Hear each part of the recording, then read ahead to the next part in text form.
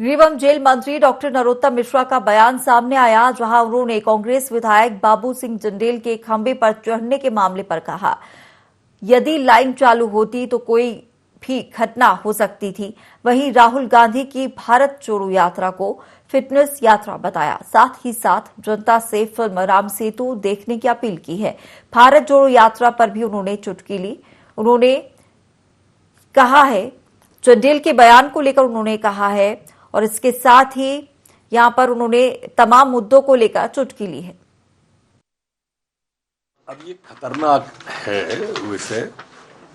समझदार विधायक हैं बाबू सिंह जी। दुर्भाग्य से या संयोग से बिना विभाग को सूचना दिए चढ़े और लाइन चालू हो गई होती तो हम सबके लिए पीड़ादायी प्रसंग होता। बाबू सिंह जी समेत बाकी के लोगों से भी प्रार्थना है कि ऐसा कोई स्टंट अगर करना है तो जानकारी तो देना चाहिए प्रशासन को। विषय आप उठाएं, उसकी गंभीरता क्या है, उसमें खतरा क्या है, ये सब विषय सोच के हो सकते हैं, और इसलिए मैं निवेदन करूंगा कि ऐसा नहीं करना चाहिए। तो पूरी यात्रा फिटनेस यात्रा में तब्दील हो गई है उनकी।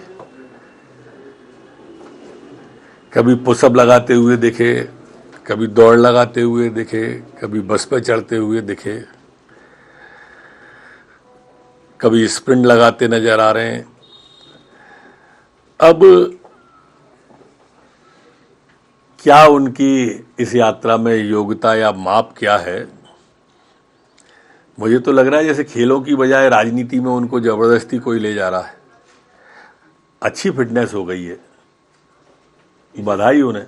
ऐसी यात्राएं वो कई बार निकाल चुके। अभी पहले ही जनजाति वाला जो विषय था उस पर वो यात्राएं निकाल रहे थे, फिर बाल यात्रा निकाल रहे थे, बाकी भी यात्राएं। आप तो एक आंदोलन बता दो जो कभी इनने जनहित के मुद्दों को किया।